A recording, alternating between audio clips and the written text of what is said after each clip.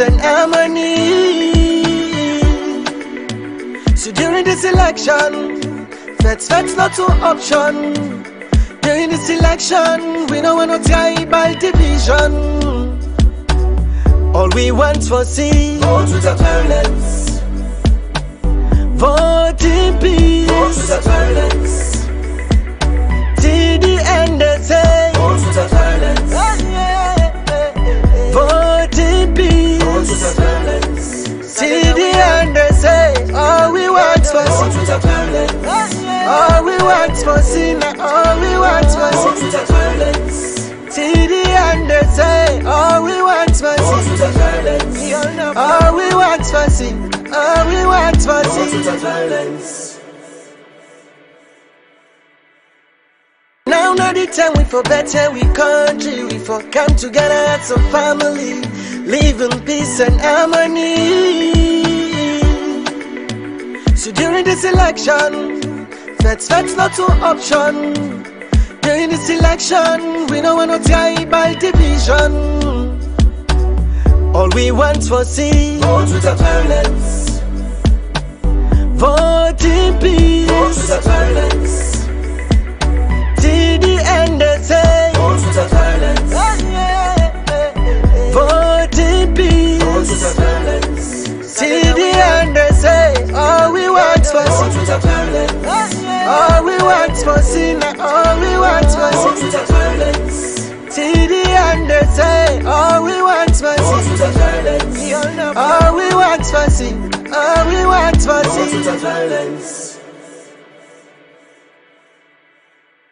Now not the time we for better, we country, we for come together as a family, live in peace and harmony. So during this election, that's not an option. During this election, we don't want to tie by division. All we want for see vote without violence. Vote in peace. Vote without violence. Greetings, hello, and welcome to our program, Election Coverage, coming to you on TDN Africa Media. I am Amadu Bah. And with me in the studio, I have Mr. Emmanuel King, Esq. I give you an opportunity to say hi to our viewers. Our viewers, good evening. I hope you had a lovely day. Yes. And today in the program, we want to look at a very crucial question, which posed that, how well do you know your presidential candidates? So today we want to talk about that in the program, and that is why Mr. King is here.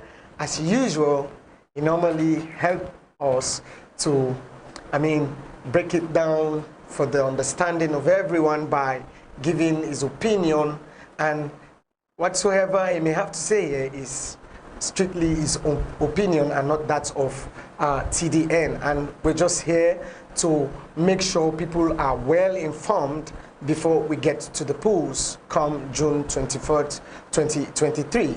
Mr. King, once again, I welcome you. Thank you very much.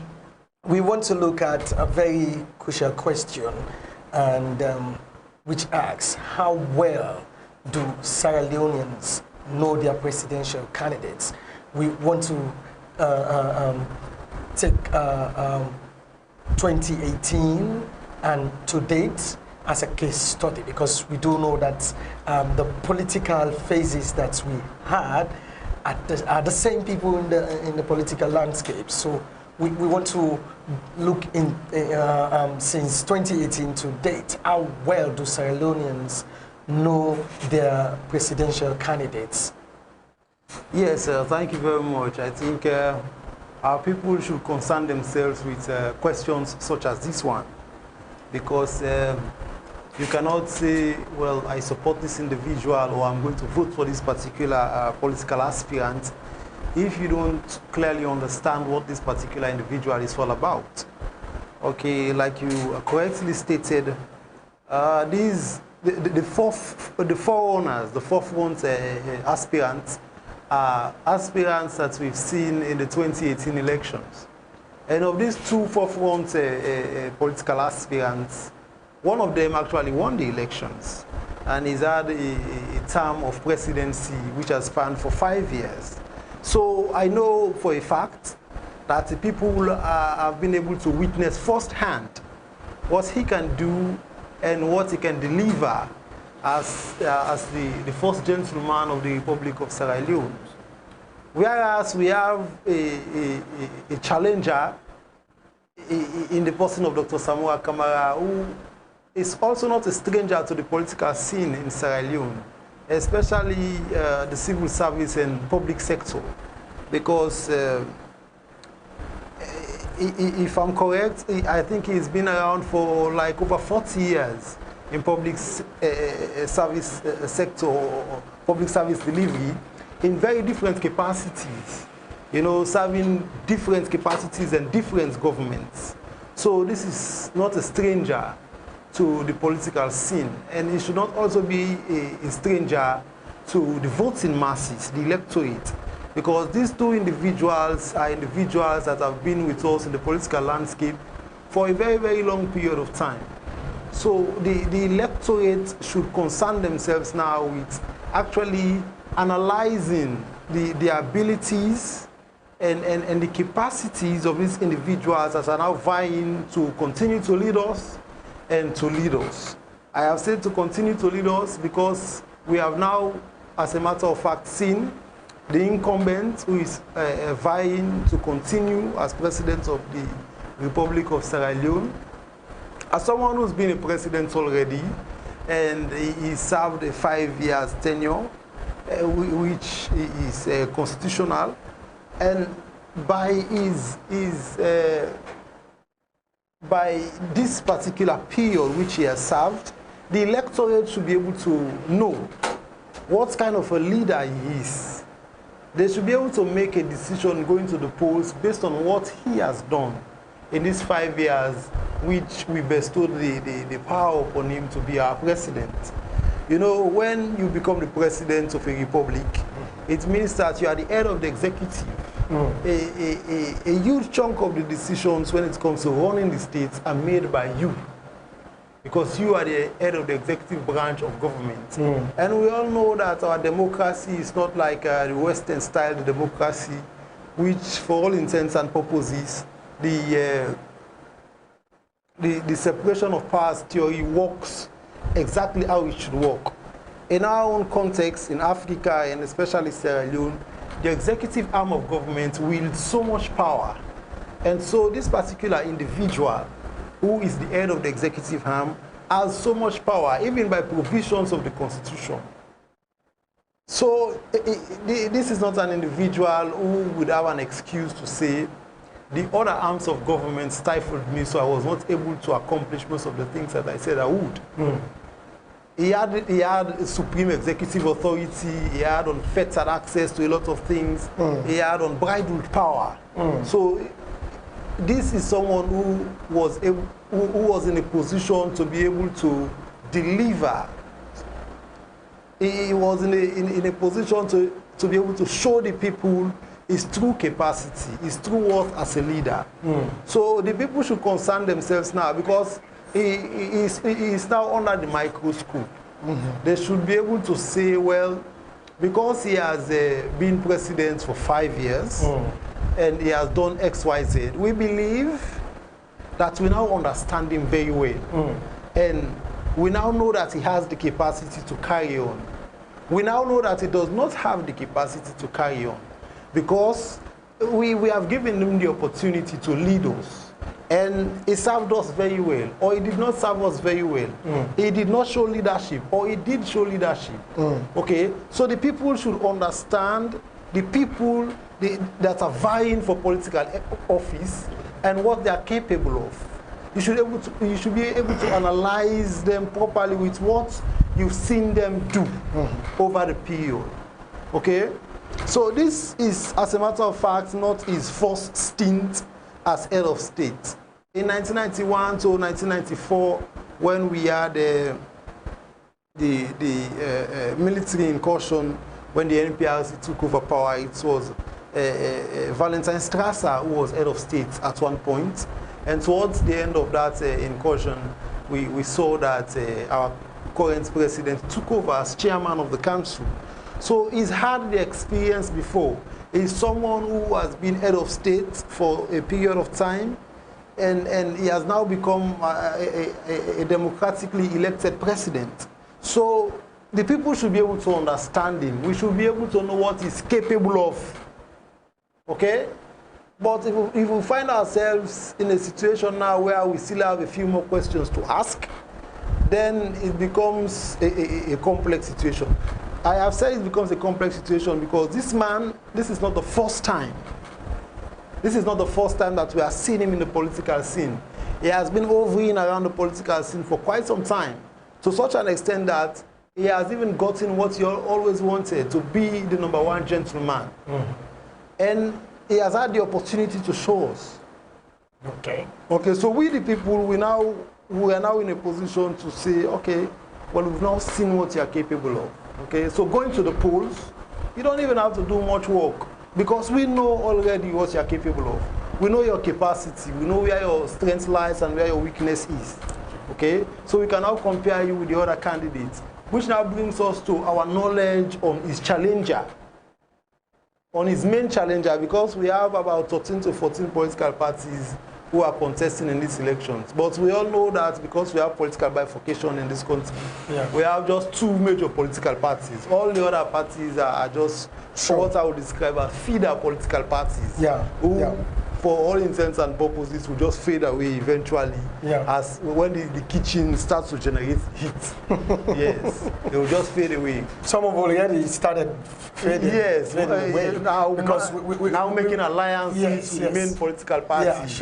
Like what COP did today, and what the PMDC and the NGC have been doing over the past couple of months and weeks. So we see that these other small political parties cannot do much. So we should concern ourselves with the 2 major political parties and their aspirants. Because for all intents and purposes, these are the people who are going to control the realms of government. Okay? So now we come now to his challenger, who is Dr. Samuel Kamara. In my opening statement, I said he has been around our political landscape for the best part of 40 years. Okay, he's a technocrat. He's someone who has not only worked for the Sierra Leonean government, but he has also worked for major multinational corporations and international non-governmental organizations, world governing bodies. He's worked for them also. So we know that even though he has not had the opportunity to become president of our republic, at his first time of trying, but this is someone who has been around the political landscape for quite some time. He's been Minister of Finance, he's been bank governor for multiple governments, he's been financial controller for multiple governments, he's been Minister of Foreign Affairs and International Cooperation.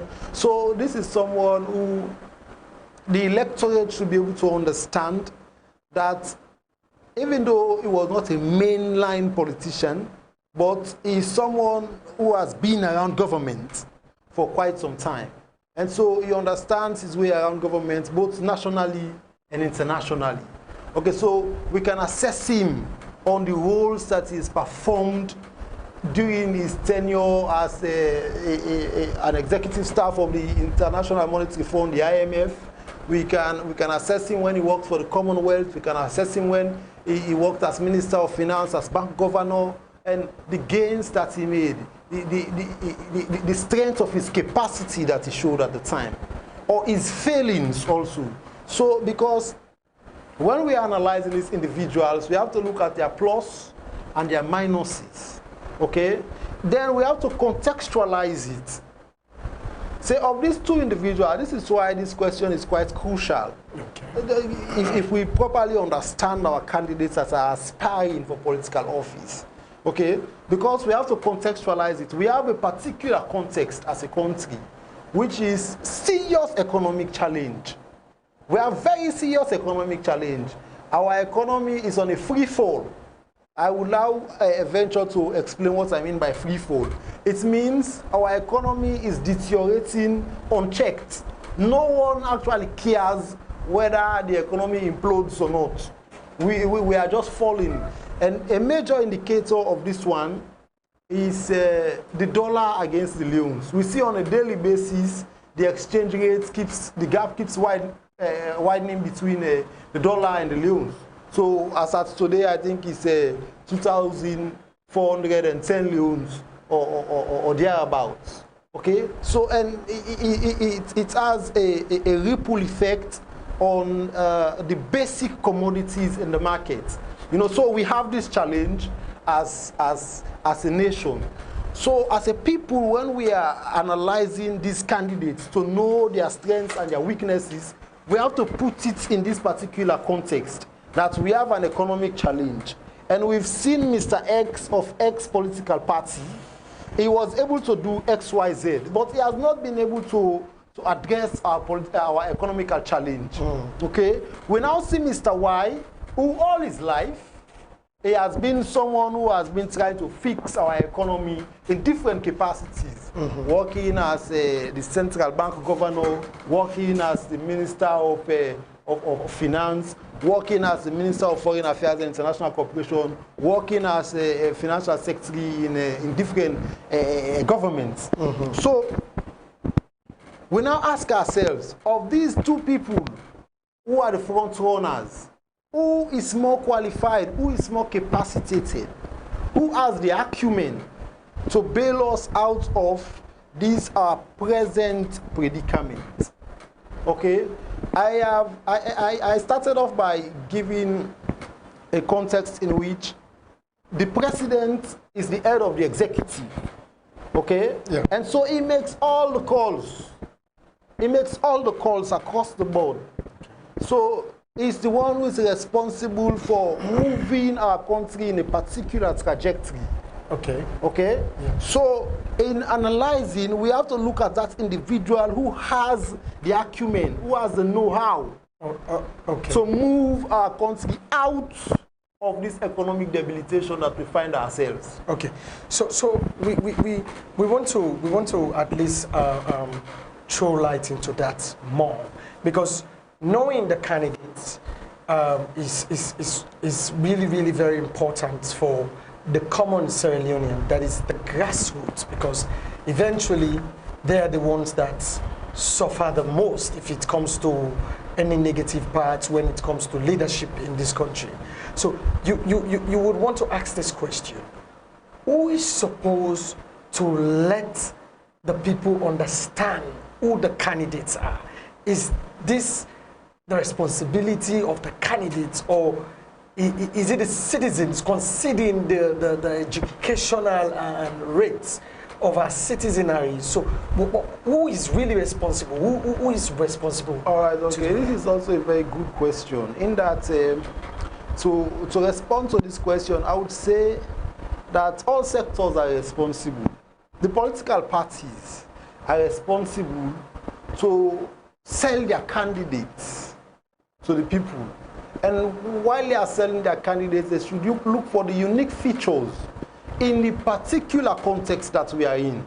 So while you are selling your candidates, you should sell your candidates to fit in the context that we find ourselves as a country. Okay?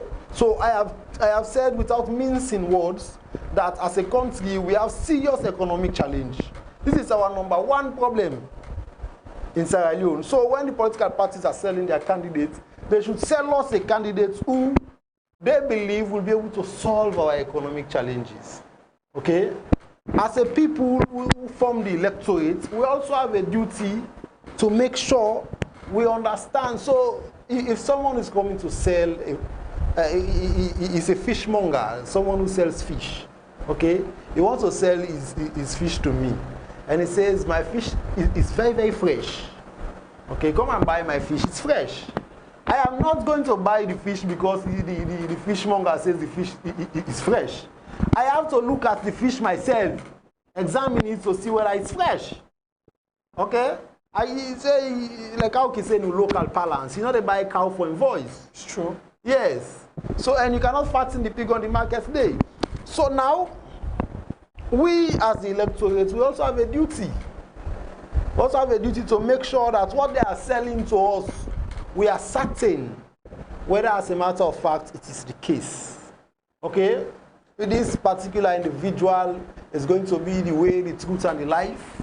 This particular individual is the one who is going to solve all your economic problems. This individual has a track record of doing so and so and so and so and so. So we now take all the data that they bring to us, we analyze it, we cross-reference, we cross-check, we cross-fact. We make sure we put ourselves in a position where we know whether what they are saying is true or not. Okay, we have what is also called the fourth estate, the media. They also have a duty. I like what SLAG and NDI are doing right now to fact-check most of what is being put out in the media by all political parties and all interested parties. So we saw the other day the erstwhile Minister of Education put out something about the economy, and his facts were not absolutely accurate. So SLAG and the NDI actually told him that well, we fact-checked what you said, and we realized that there are a few inaccuracies. Okay, so this particular part that you took was not exactly the case. X, Y, and Z is what it's supposed to be. So the fourth estate is also charged with the responsibility of making sure that these people do not sell us rotten fish in the guise of saying that it is fresh fish. Okay, and they can do so by fact-checking.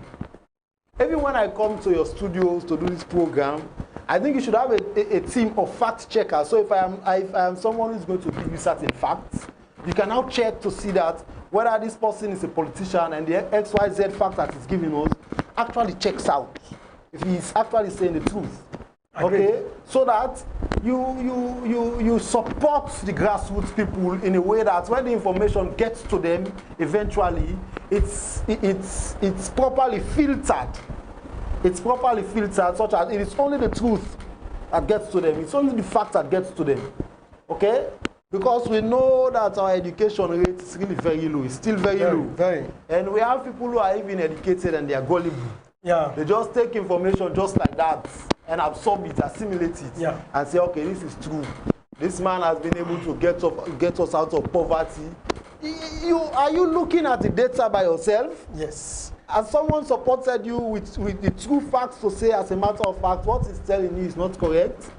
And I really like fact-checking and going into backgrounds of certain information.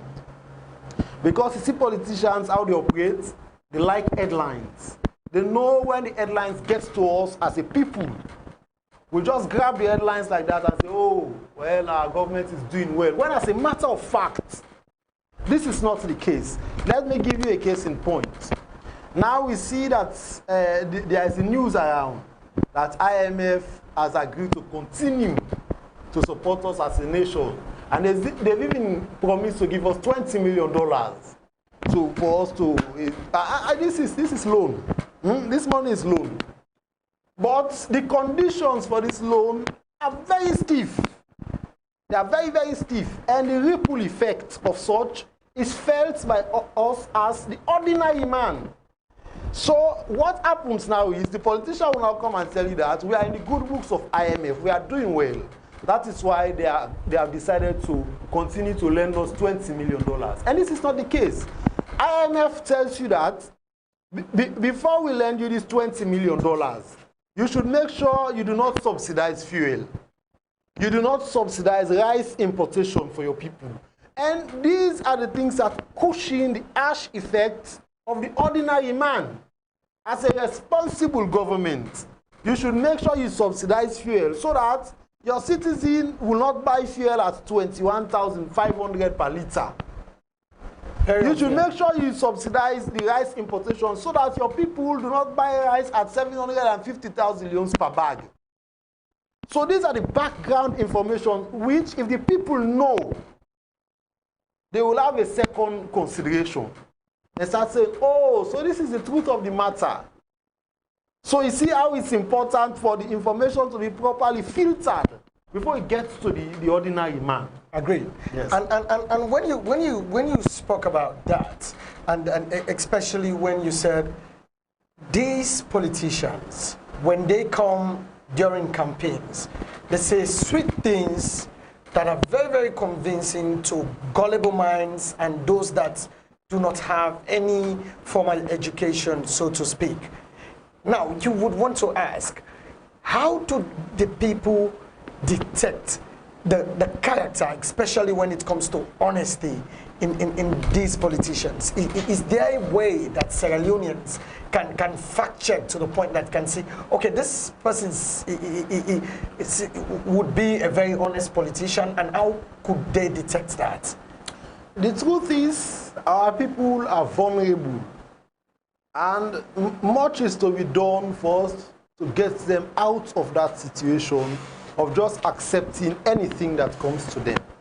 Much still needs to be done because they do not have the level of education, and poverty is also a factor. Okay? So for instance now, I am in the northern region, and it is my kinsmen who are in power. Okay? So by reason of that, a few benefits are coming my way. Okay? So when they now come to campaign to me, they will not come with any proper campaign message. They will only tell me that I am your brother. If I get out of power, some of these benefits you are enjoying will no longer come to you. If you are an electorate, a member of this our republic, and someone comes and tell you that as a campaign message, you should immediately know that this person, he lacks the moral scruples to lead you. He does not have a fiber of morality in his bones. He does not have any significant campaign message to come and tell me. That is why his only message is tribal bigotry, that you should support me because I'm your brother. Do not listen to the other man when it comes to campaign to you. If possible, chase him out. Once you start hearing messages like that, you should know that that particular candidate is not worthy to lead you. Because his campaign message should be policy driven. It should come to you and tell you that I have a strategic plan, and in the next 5 to 10 years, this community will no longer suffer a blackout. This community will no longer have hygiene and sanitation problems. X and Y are the things that are put in place for this community to get out of poverty. Okay? So the people should be wise enough to listen to the politicians when they come with their campaign messages. I have said, any politician who comes and tells you, please vote for me because I'm your brother, is not a politician that you should listen to. It does not have anything to offer at all. It is only because it does not have a campaign message. That is why it will now come and tell you, please vote for me because we come from the same region. Please vote for me because your grandfather's father and my father, they were friends. No. Once you start hearing that from a political aspirant of any political party, you should know that this is one of those politicians who have nothing to offer to the people of Sierra Leone. These are some of the things that should inform you whether you are educated or not. Because these politicians are so skillful that when they come to the provincial areas, they speak the local language so that the people will understand what they are saying. No, yeah, I agree with you on that. I agree with you. So you cannot now excuse yourself by saying, I am not educated, so I do not understand what they say. Listen to the sound of my voice today. If you hear them saying, please vote for me because we come from the same region, or please vote for me because I am your uncle, or you are my uncle, or we are family, or we come from the same tribe, this person has nothing to offer you in the immediate future. Your children and your children's children will suffer because this particular individual has no plan for their future. He has not explained any plan to you, any policy that he intends to implement when it comes to power. The only thing he has told you should vote for me because you know that I'm your tribesman. And that is not a political message. That is not a policy message that will be factored into a strategic plan that will roll out in the next 5 or 7 years that will get people out of poverty or better their lives. Young people gets carried away by the hype around these politicians without knowing nothing about them. And in this dying age of social media, young people do go online, we do research, we do so many things in terms of using the internet, but we spend less time in trying to find out about these candidates that are trying to contest for political positions. In changing that dynamics, what would you suggest in that light? In the interest of understanding our politicians and the background of the political parties that they are coming from, we have to encourage our young people to be involved, at least in politics. They have to be. You see, most people, they go with the misconception that, well, I'm not interested in politics, I'll just go about my private life. Who told you that you are making the correct decision? It is wrong, absolutely wrong. Because we are all, in a way, involved in politics. It matters not whether you are going to pursue your private life. If we make the wrong decision politically, it's going to affect you in your private life. It will affect you in your private life. So you should take some time to understand the dynamics of politics and make sure you understand also the character of the individuals that assume political office. Because even while you are pursuing your private life, you want to do so in an atmosphere of peace and harmony, such that the political squabbles that ensue will not affect your private life. So you have to be involved in politics for the wrong decisions in politics not to affect you. So let's say, for instance, now we are all hearing rumors on social media that on Monday coming, a group of people will now go out into the streets in protest or in demonstrations for XYZ reasons. These are all politically connected. So if you have your private life, let's say, for instance, now you are the CEO of Lovetta's Kitchen, and you say, I am not going to be involved in any form of politics at all, and you can go ahead and vote anybody you like. And that person makes a wrong decision. And a few other people decide to go out into the streets. For a number of days, your business will not operate because you will close down your business and you will be at home. And all the revenue you are supposed to make for that number of days, you are not going to make. And it's even possible that your business will run into loss. Because we have not all made a concerted effort to make sure the people who take on political seats in this country, as a matter of fact, are people of high level of integrity, are credible people. They are tried and tested in public office, and we know they are of good character. It is only these sets of people who are tried and tested, who have come out unscathed politically, that will be able to lead this country in the way that we want to see this country go. But if we all start acting disinterested, especially the young people, we are the people who, for all intents and purposes, when it comes to the number of registered voters, we have the highest percentage. True. We have the highest percentage. So it is us that should be most active when we come to politics, especially during electioneering times, such as this one. We should be the most active. We are the ones who are going to school right now. We are exposed to education. Okay, so and because this is the digital age, we understand how to surf the internet quite easily. We understand how to fact check. Some of our parents are not as educated as us. We have relatives in the village who are not so exposed.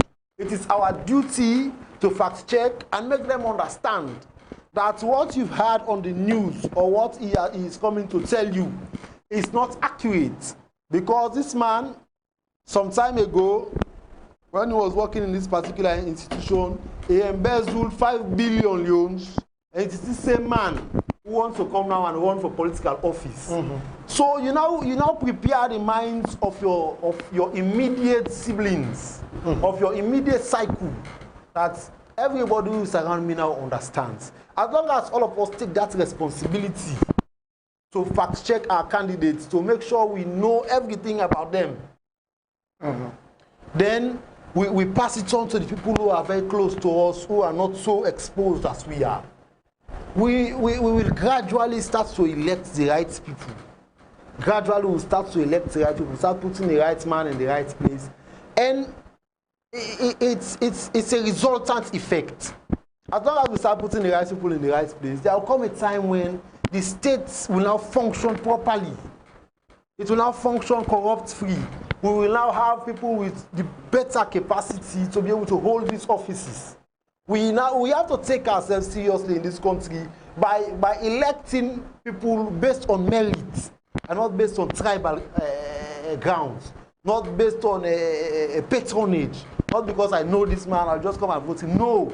You have to understand that he has the capacity to deliver. When they say delivery, it means we have to be delivered out of our present predicament into a better life.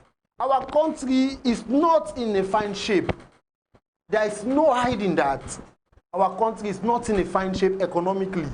And any country which suffers so much economic challenges is sliding into unrest because the commodities, the things that should be distributed between members of that particular state, they are in short supply. And only a few people, let's say 1% of the population, are exposed to the material wealth of that particular nation. And we see, once that is the case, that other 90-something%, they will feel aggrieved at some point. There is a saying by Joe Hills, share your riches with the poor before they share their poverty with you. Yeah. So we have this 1% who are so rich, controlling all the resources of the state, and the large chunk of us are out there impoverished. We have absolutely nothing. But if we start electing the right people, they start distributing the resources evenly. It goes around. Everybody is satisfied. Even that poor man in the village is able to send his child to school up to university level. And we know that education is one of the things that gets us out of poverty.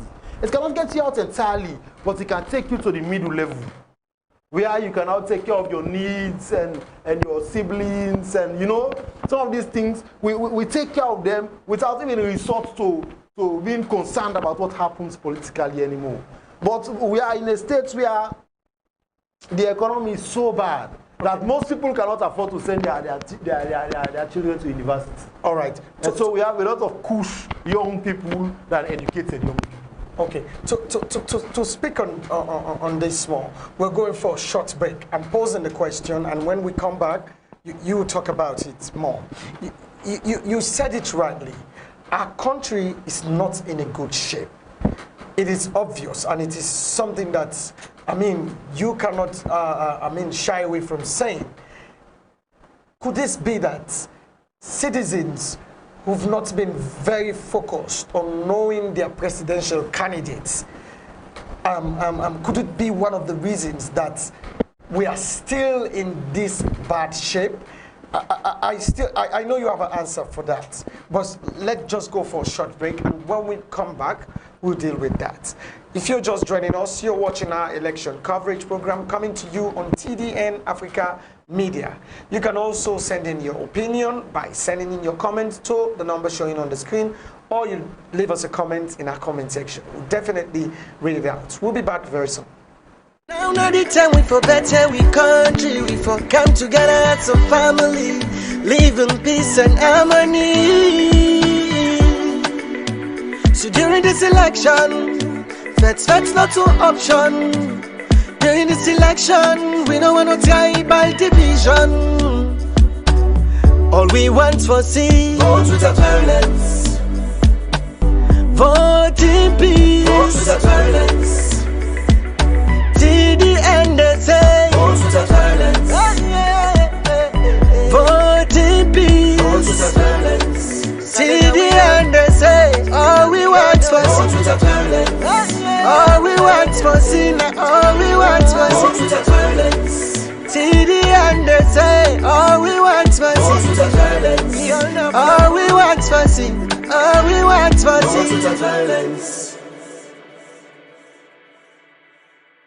Now not the time we for better we country, we for come together as a family, live in peace and harmony. So during this election, that's not an option. During this election, we don't want no tribal division. All we want for see, Vote without violence. vote in peace. Vote without violence. Till the end they say, Vote without violence. vote in peace. Vote without violence. Till the end they say, all we want for Vote see, without violence. all we want for see, now all we want. Welcome back. If you're just joining us, you're watching our election coverage brought to you by TDN Africa Media.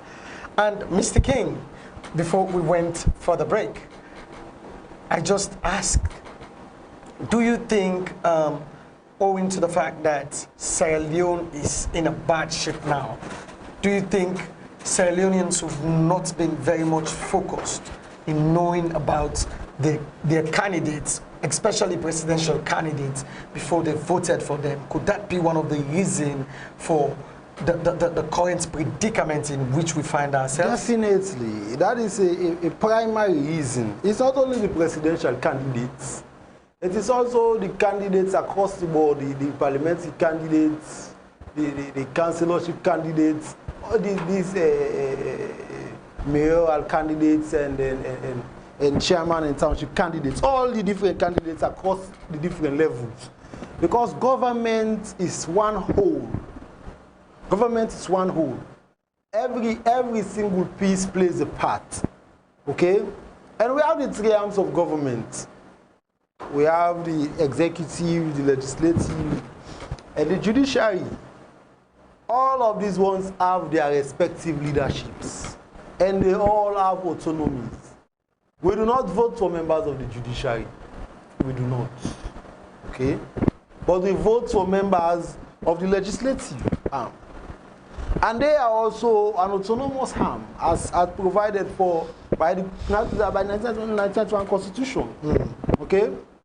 So if we are voting for these individuals, having in the back of our minds that these are the ones who are going to make the laws for this country. These are the ones who also have the duty to hold the executive accountable for certain actions. Then we should vote individuals of high moral standing. We should vote individuals who have integrity. We should actually vote in citizens who actually love this country. You see what the parliamentarians of the last parliament did. We also what they did. They absolutely misperformed, passing all sorts of bad laws. It did not stop there. At the end of their term, they even passed a law in parliament which gives them pension of over $50,000 in benefits when they get out of parliament. Are these people who actually love this country? They do not love this country. You know why I say that? I have said we should analyze in a context, right? We have serious economic challenges as a nation. Yeah. These people should factor this in their reasoning when they are even trying to pass the bill into law in parliament, that our nation is struggling economically. Our people, the ones who voted for us to come here, they are struggling to even put food on their table. And here we are trying to pass a law that will give us $50,000 at the end of our term, and we now go with our parliamentary vehicle that is according to us during our time as parliamentarians, and many other benefits. They were actually ripping us off as citizens, because all of these will be coming from the consolidated revenue fund. True. So these are people who are not credible, who lack integrity, and they do not have a single moral fiber in their bones. Because they should consider the struggling masses. We have a context. We are a poor nation, and we are not getting any better economically. They should not continue to take from us. They are the ones who should come up with brilliant laws that should make sure They safeguard the economy. How can you pass the 2022 Finance Act? How can you pass such an act like that? It's because we send people to parliament who do not even know what they are doing. This is why we need to know the background of these people. We need to understand them very well. How can you pass a law that says someone should pay tax even when his business is running at a loss? Okay, now, if you talk about credibility, so many Sierra Leoneans are looking forward to having credible politicians. And political parties are the ones that give symbols to these people that come forward in order to take representative seats, just as you've stated with Parliament, and other very much important positions in the country. Do you think these political parties are very much credible, owing to the fact that they've always provided us with candidates and we're still explaining the problems, the same problems? What do you think about their credibility? Okay, let me answer this question for you in a way that you will not be expecting. Now, in a democracy, the most powerful sect in a democracy are the people. The people. We are the most powerful. We, the ordinary masses, are the most powerful. But we do not recognize that we have this power. We do not recognize that we have this power. We actually think that it is the politicians that have the power. No, we actually have the power. We have seen instances where, in a particular constituency, the people of the constituency say, we want Mr. Bah to be our member of parliament under the APC. And the APC says, no, we have Mr. Kamara who we want to represent us. And the people say, well, very well, if you want Mr. Kamara, we don't have a problem. We want Mr. Bah. So Mr. Bah will now go as an independent candidate. And we will vote for Mr. Bah. We've seen instances where the independent candidates do win and the party's representatives lose. This shows that it is the people who have the power to choose their representatives. Us. We are the ones who have the power. So if the political party who lack credibility now come and say, no, we are imposing this particular candidate on you, is the one that you should vote for, we now have a protest vote. We don't have a problem with you on your political party. So you can choose anyone you want to choose. Okay? But we, the people, we are going to vote for this particular independent candidate because we believe that he is the one who will be able to address our challenges and put it into laws that eventually, and put it into policies that will eventually benefit us. We have seen the performance of independent members of parliament in our House of Representatives. They have been splendid because they have no political backing. On that, so to think about that, I have my political party, so I have to seek the interest of my political party.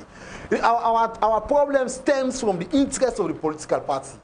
Because when they are in parliament and a bad law is about to be passed, they now come together as a caucus. We are all SLPP, so we have to protect the interests of the SLPP. You have gone to the House of Representatives to protect the interest of that particular constituency that sent you there, not the interest of the SLPP. Because the people who sent you there are ordinary people who decided to vote for you because they believed in you. So once you look at the bill that is being tabled in parliament and you see that this bill is adverse to the interests of my people, you should challenge it and say, no, my people will not stand for this particular bill. I am their representatives. I am their representative. I am telling you now that my people will not stand for this one. But because they have the party behind them, they say, oh, well, let's not try to project the interests of the party. And they go on and pass very bad laws that have nothing to do with moving this nation forward. It is only for personal aggrandizement. And we should stop as a people. We should start taking ourselves seriously because we are the most important and most powerful elements in a democracy. When the parties say we are going to impose on you Mr. X, we tell them that no problem, you go ahead with your Mr. X, but we are going to vote Mr. Y because we believe in Mr. Y. We know Mr. Y has the capacity to deliver. So as a people, like I say, we have to take ourselves seriously by cross-checking, by fact-checking, by analyzing, by doing background checks on every single candidate that is brought before us. Okay. We cannot say because this candidate his candidate belongs to my political party that I'm going to vote for this candidate regardless of who this candidate is, regardless of what he has done before. No! Okay. We get the parable where say monkey no dey left in black hand. All right, Mr. King. Indeed, monkey no dey left in black hand. If you're just joining us, you're watching our election coverage coming to you on TDN Africa Media. Don't forget to share the live, and also your opinion matters to us in the show. You can drop your comment in our comment section, or you send it via text message to the number showing on your screen. And today we're looking at a very important question, which says, how well do you know your presidential candidates?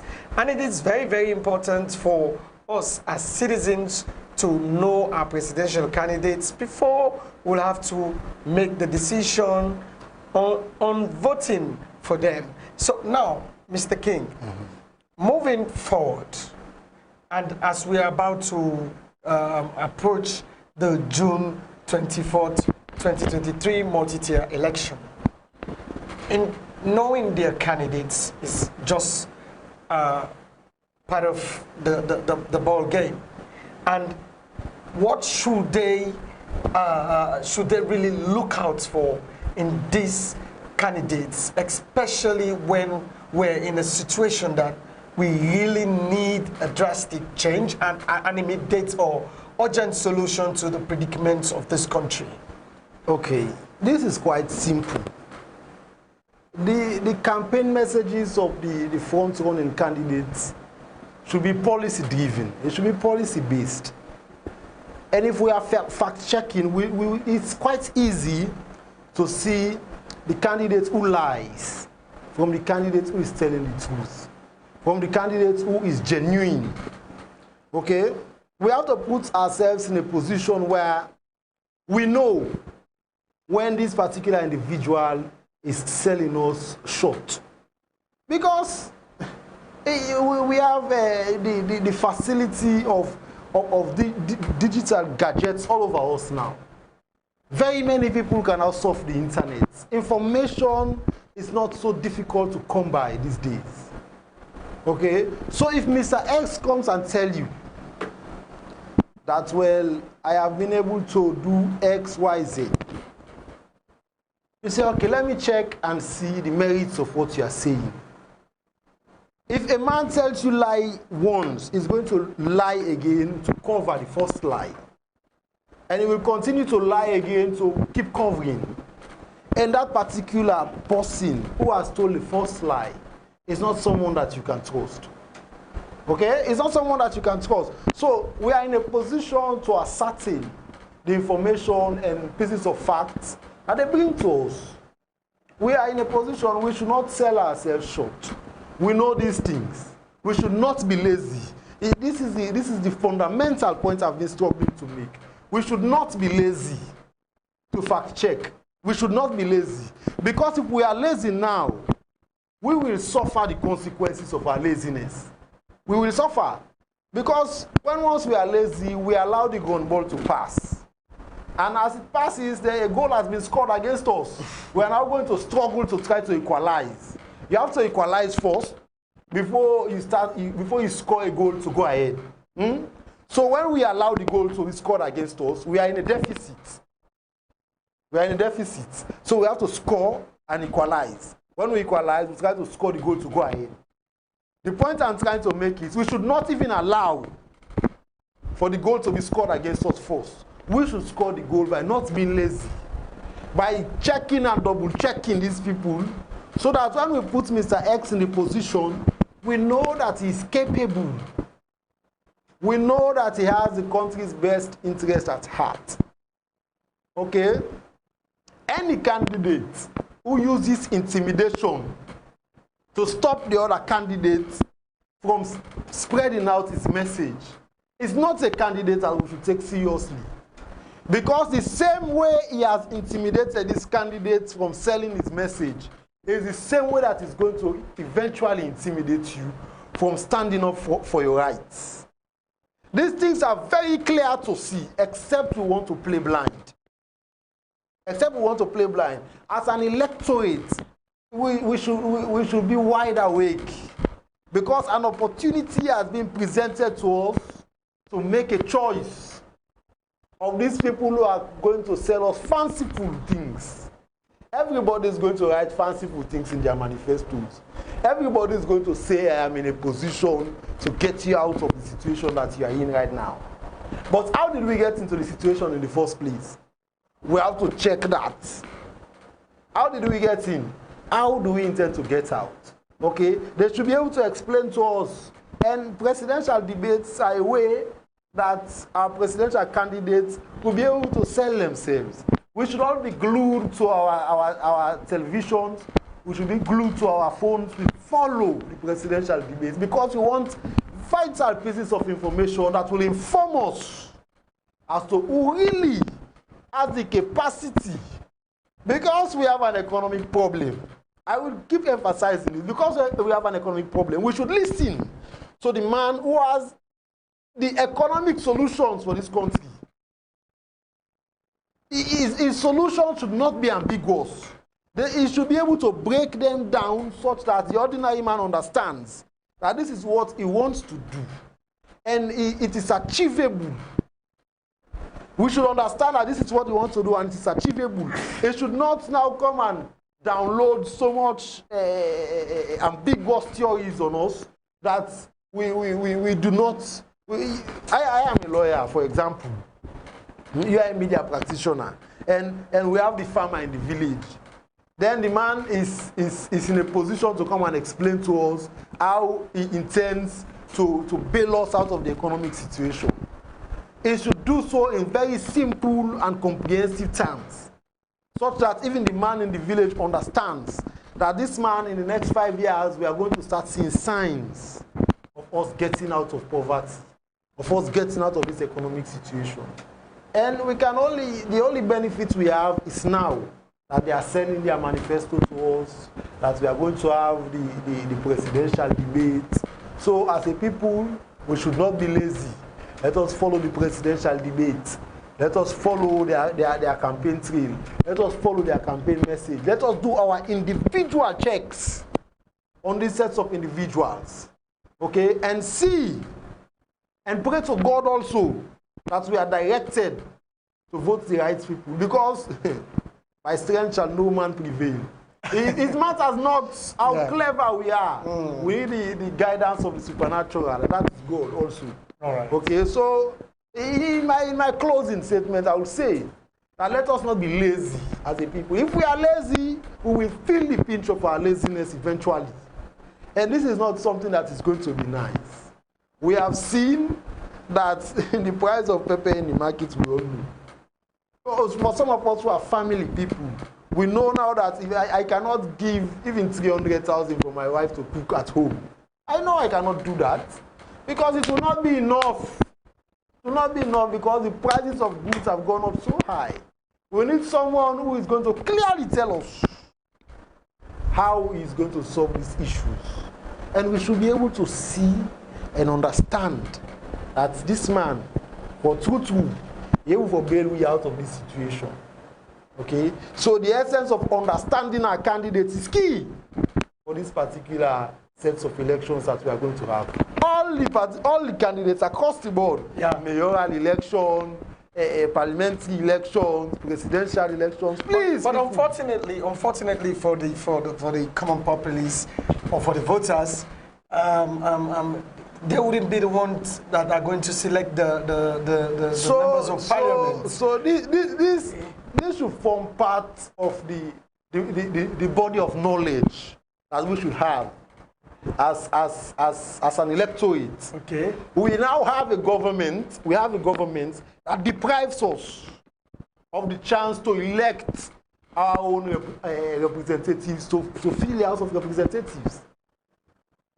We have a government who deprives us. Now we are not in a position to now elect our own representatives to go into the House of Representatives. It's the political parties that will elect them. It is only the political parties that will now develop a list of people, and then they now give this list to NEC and the PPRC and say, okay, if we get XYZ percentage, these are the people who should represent the party in parliament. They are going to represent the political party and not us who are going to be voting.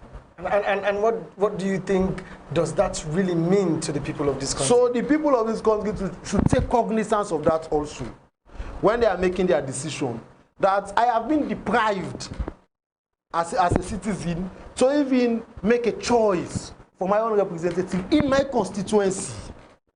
Someone that if something happens in my constituency, I will run to and say XYZ has happened in the constituency and you are the representative. You should be able to do something about it. And it comes to credibility. This government put forward the claim that many of these past representatives who've not been very effective in their constituencies. So, let's just have a change of that. They were not effective in their constituencies. It is our choice to change and bring someone else. It should not be the choice of the government. It should not be anybody's choice. It should be our choice. If we now deem that this particular representative has not performed as we deem him to you, as we thought he would, we will now say, okay, Mr. Man, please, just your time has come to an end. Just leave. We are going to elect someone else. It should always be our choice. It should always be our choice to select our representative. When he does not perform, we have the power of change. We can replace him and bring someone else. And the same happens for the local council. You will be voting for the mayor and not the councillors. Yes. So you see, we now find ourselves in a very precarious situation because of some of the choices that this particular government has made. And this is a government that we entrusted the state to 5 years ago. We gave them the mandate, please represent us. That is what we need. And by my estimation, they have misrepresented us in a number of areas. I will not say in all of the areas, but especially in this one, personally, it's my opinion that they have misrepresented us. They've not represented us well in this particular area by taking that particular right of franchise from us to elect our own representatives to go to the House of Parliament. All right. If you've been watching us, this is Election Coverage 2023 coming to you on TDN Africa Media. And today we've been talking about the topic, how well do you know your presidential candidate? And Mr. Emmanuel King, who's been here with me in the studio to help us talk about that. And as I stated earlier, whatsoever he may have said here is based on his opinion and not that of TDN Africa Media. I want to say thank you, Mr. King, for again coming today to help us in order to help our electorate to get the education, the required education, because that's why we're here to let people have the independent, credible, and unbiased news. I want to say thank you for being part of the show. Thanks for having me. All right. Okay, ladies and gentlemen, this is where we bring the curtain down for today's show. I hope you stay connected with TDN Africa Media, as we are on all social media handles. Please share the link of our programs and make sure you visit our page. We do have various programs there for you. Before I go, I want to remind you that we have Salon Talk starts at 10 a.m. and then ends at 11 a.m. And then we do have current events that starts at 1 p.m. and ends at 3 p.m.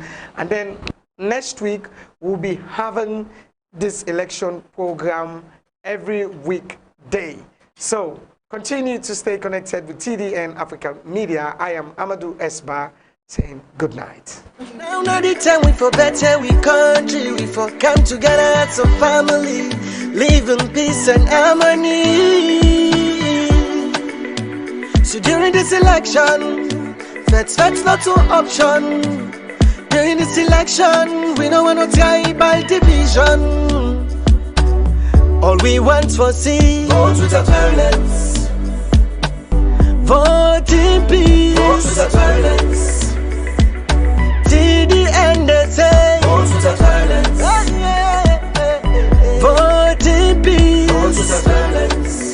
Till the end they say. All we want for Vote see. with your violence. All we want for see. All we want for Vote see. with your violence.